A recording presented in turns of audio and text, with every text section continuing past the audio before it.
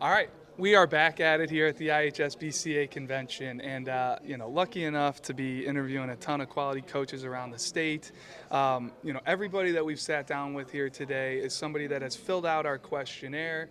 They think highly of their team this year. They're putting a good number on their expectations, and we're sitting down here with Pete Lotus, longtime head coach at St. Laurence, and a program that is perennially in our Power 25. There's constantly, high-level guys coming through the program, but a ton of depth as well. Really have always been impressed with the type of program he runs over there. I've had, luckily myself, or fortune myself, in coaching one of his former players, and Mike Cornacker, when I was at Purdue for a year. So I've had some history with the St. Lawrence guys, and then especially just since I started here at PBR, I mean, they're a team that I have to go out and see every year with my own eyes, see what they're working with. Kind of started back with Jimmy Burnett, carried over with Matt McCormick, and there's been a countless number of other guys throughout the years, as I'm sure you could go through well better than I can. But coming off a year where you were 31-6, playing in the Chicago Catholic League, tied for the conference championship or first in the conference. Heck of a year. Maybe didn't end exactly how you wanted it to. I'm sure you're always looking to raise a trophy, but it's hard in these one-and-done playoff system. But let's get to some guys that maybe you're going to have to replace this year, because there are some good ones. Looking at the list here, Jamison Martin, I just thought was a really, really good baseball player, and is going to be a really hard guy to keep out of your lineup in college. Evan Less, a multi-sport guy that goes to Illinois Wesleyan, football player, baseball player in college. Cannon Mosier, who was a lights-out bullpen, reliever closer for you, who just had that mentality, and you came in and probably would throw 70% breaking balls and just dominate teams. Matt Carano, physical bat. Declan Musel, who I didn't have a ton on, but looking at the stats, had a great year. So there's a lot to replace. Let's start there. What's your thoughts? Do you have the pieces coming through? I know you typically do. Yeah. But a lot to look forward to here in 2025. Yeah, for sure. Appreciate you guys having me on, and also all that you guys do for high school baseball. I think it's awesome, and appreciate these opportunities. Yeah, but like you said, we have a lot to replace. They were all the guys you just mentioned, very good baseball players. And most of them had done it for a couple years too, and that's always the hardest thing to replace. But just their leadership. Those guys were outstanding. You mentioned Jamison. He was he actually played a little bit when he was a freshman. So anytime you have to replace someone who has 4 years of experience, especially in the middle infield, I feel like that's always a difficult thing. And then you talk about Matt Carano as catcher. He was just an unbelievable leader for our whole team, but the way he handled our pitching staff, I think was great. And like a person like Declan, who had always had the ability, but just needed some more to put everything together, to really maximize his ability. And Matt was instrumental in that. And then he goes and he has the season that he has. He didn't lose a game until, unfortunately, like you said, the last one. 9-0. He beat all the best teams in the Blue Division. Was the conference pitcher of the year.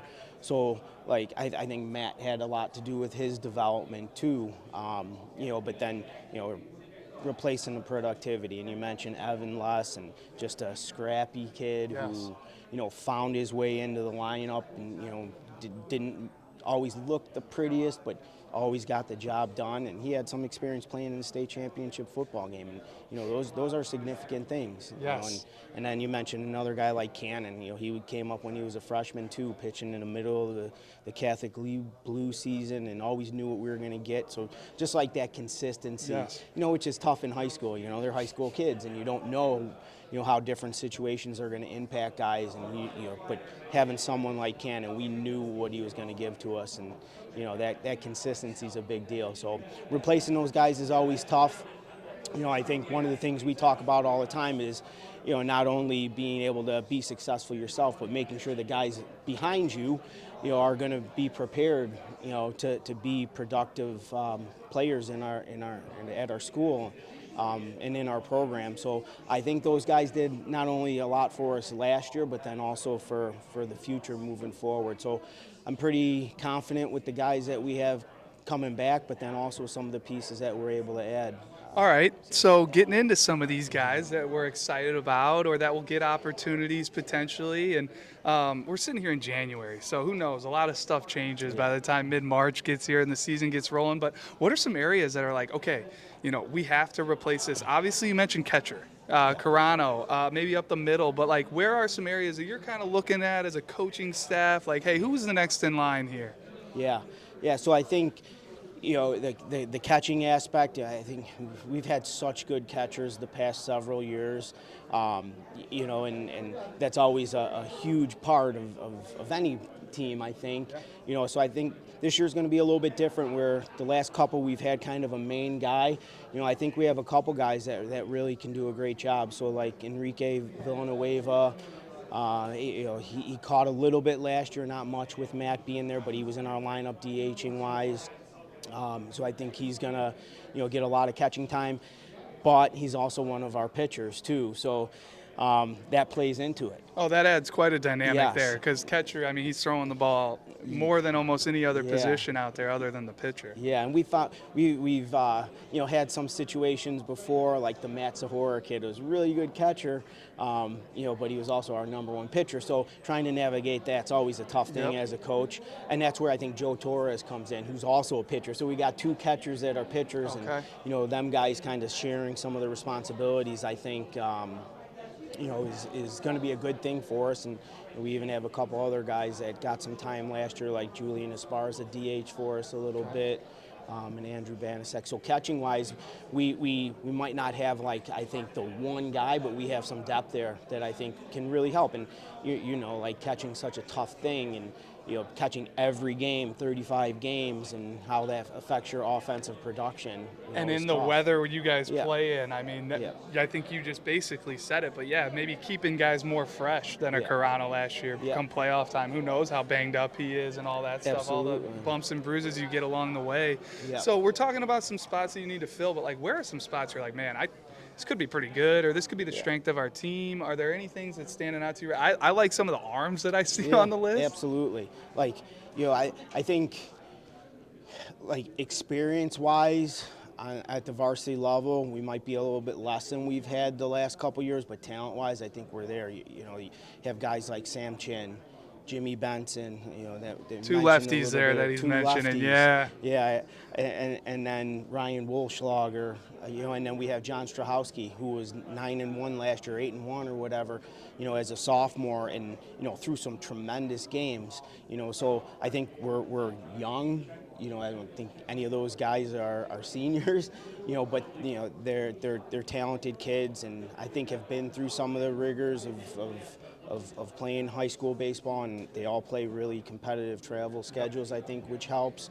Like you said, Jimmy Benson came up last year, and when we needed some innings in the middle of the season, he threw a couple of varsity games, and as a freshman, that's a tough thing to do, and you're looking for different things, and if he just is composed, and is confident, that those things go a long way, and I think Jimmy's that type of kid.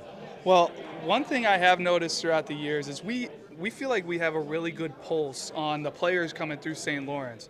But you'll always have a guy or two that like we don't know about in the lineup. Is there anybody this year that's maybe under the radar that you want to shout out? Anything like that? And I'm kind of putting you on the spot here, but or any young guys that maybe impact the varsity this year, or at least guys you're excited about down the road? Because you're always bringing in good classes, Coach. Yeah, I think we have a couple of those guys, and I don't know how much the experience thing is really important, but sometimes we've been very blessed to have some pretty talented kids, and that kind of prohibits some guys from maybe playing up.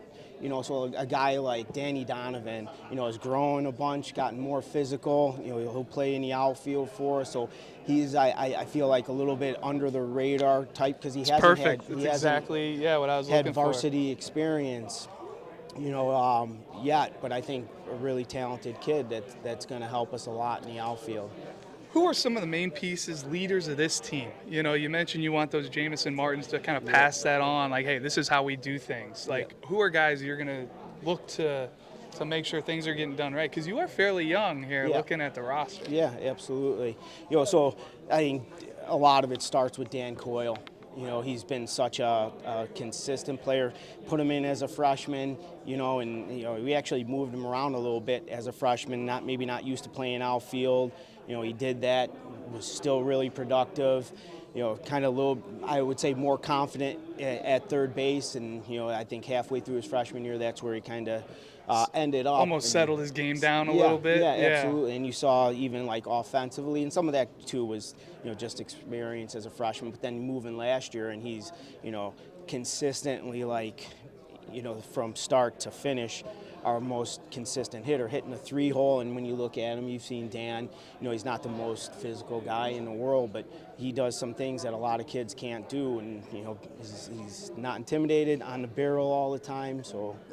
Yes, and we talk about him in our, in all of our calls and whatever when we're going through, whether it's rankings or just guys we see. And to me, Daniel's one of the top bat-to-ball guys in the class. Without a doubt.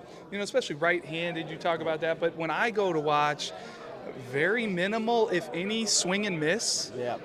It's kind of unteachable stuff that he has. And what I love about just the overall approach, and I don't want to get too scouty in this, but he uses the entire field. Absolutely. And to see, you don't see young, that was a Matt McCormick thing. Yeah. He used the entire field. Yeah. And those guys tend to have a ton of success. They can handle pitches all over the zone. And then you factor that in with the minimal swing and miss.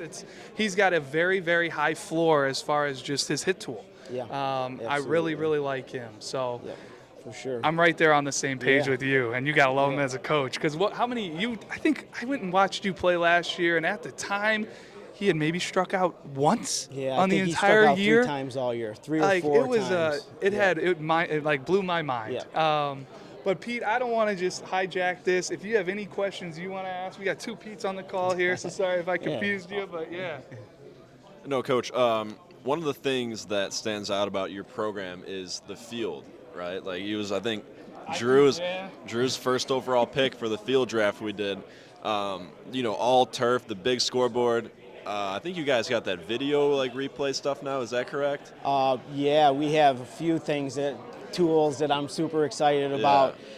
So we have the Aware system on our field now. We have Yacker Tech. We use Synergy. Which is pretty awesome, for a nerd that likes to watch a lot of film and stuff. Those things are awesome. And I think one of the things, is also helping the kids navigate that, the players, because when they go to college, they're going to need to know these things. And, if they've never been exposed to them, I think that hurts them a little bit in terms of getting on the field, especially in our dynamic now, in terms of young guys playing. So in addition to, I think, really helping us and helping to develop our players, I think it helps them, kind of get used to that. But yeah, our field, we're blessed. Turf is a game changer in my opinion. Totally. It changes the way that you can practice.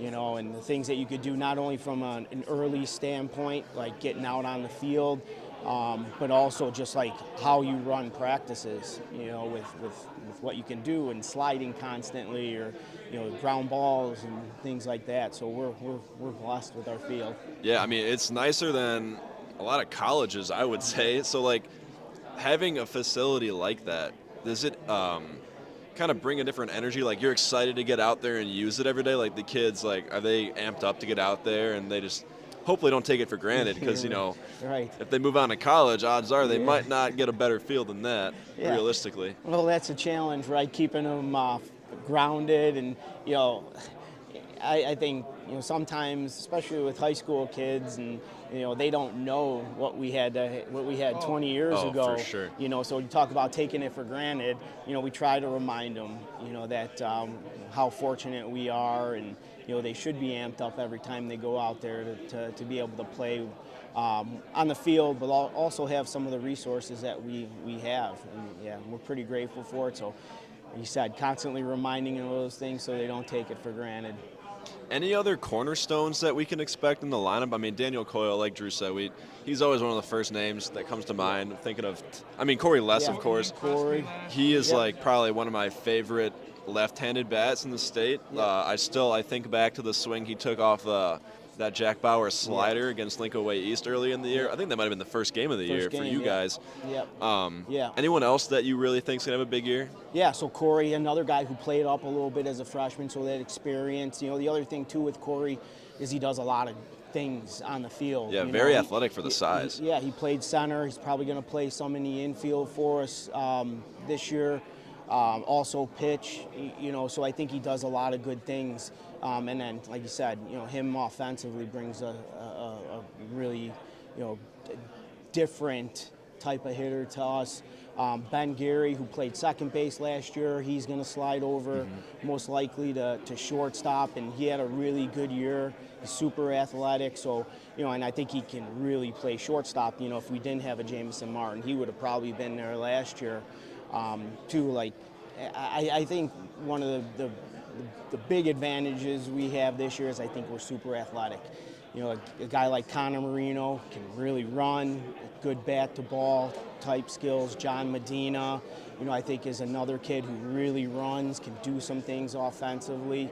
I think you mentioned Mickey. Mickey can run a little bit, and super excited. A little different experience for me. I have never really coached my kids, so. So I think he's going to be able to play in the middle for us, possibly second base, and but we have like a guy like Aiden Guerrero who's there too that we can bring in and do some things offensively for us too. So like I think pretty excited about some of those guys, but as young as we are, as much as we lost, we do have some guys coming back. Like you said, the Corey Lesses, the Coyles. The John Strahowski on the mound. Medina played last year, a whole bunch. And then we also, this is a good problem to have, but Adrian Perez came up when Connor Marino got hurt last year, and man, he can really hit, so factoring him in the lineup with Connor at first base, or Connor, possibly playing some outfield, I feel like we have a lot coming back too. Yeah. So obviously your schedule is always loaded. There's a ton of, that whole conference is obviously loaded. So I'm not even going to ask, are you excited for any particular matchups? Because of course it's going to be just naming down the list. But are you guys going anywhere cool? We're going to IMG. Nice. We're playing in their national tournament. So super excited about that. Whenever we have, the opportunity to go out, we've been to Bishop Gorman, and, you see these teams like Bishop Moeller there or Gorman, and it's like, man, these kids can really play, and they've been, especially Gorman, they've been doing it for a couple weeks before us. They've been outside for a while. Yeah, and then, going down to IMG, we know that there's going to be all these great teams, and, if our schedule wasn't challenging enough, we're going to Louisville to play Trinity and St. X. So, we have our hands full this year with, competition, which is good. Well, and there has been, I don't know the flow of it, but there's every year teams that are going down and doing that little 1 day, 2 day trip down to Louisville, and to go down and play those two teams. I spent some time down in that area and know how good those programs are, private schools that they do it right, and they lead the way in Louisville every year as far as talent. So, well, it's gonna be awesome kind of seeing it. It's going to be a different looking team this year. Every year is different, but a lot of pieces here to fill, a lot of guys that are going to get opportunities or a chance to compete, and can't thank you enough for the time and just the relationship you've been willing to build with us, and how just supportive you are, and the communication, and it's huge for us. So just really appreciate it, and good luck to you here in 2025, Thank you. Coach. And Mike Cornicker is going into our Hall of Fame this year. Heck so, shout out to Mike. What a stud, Mike Cornicker. Absolutely. He was a two-way guy in high school, kind of became a pitcher in college, and got a ton of innings as a freshman at Purdue when I was there, and he was in the middle of battling a back injury. So just ton of respect for him. And actually, he was at a St. Lawrence game last year or the year before when I ran into him. So it was great. But good stuff. Hall of Famer. I didn't think he was that good. He was. He could do it all. Well, thanks, Coach. Thank you. Good stuff. Awesome. Yeah. No, you were the man, Coach.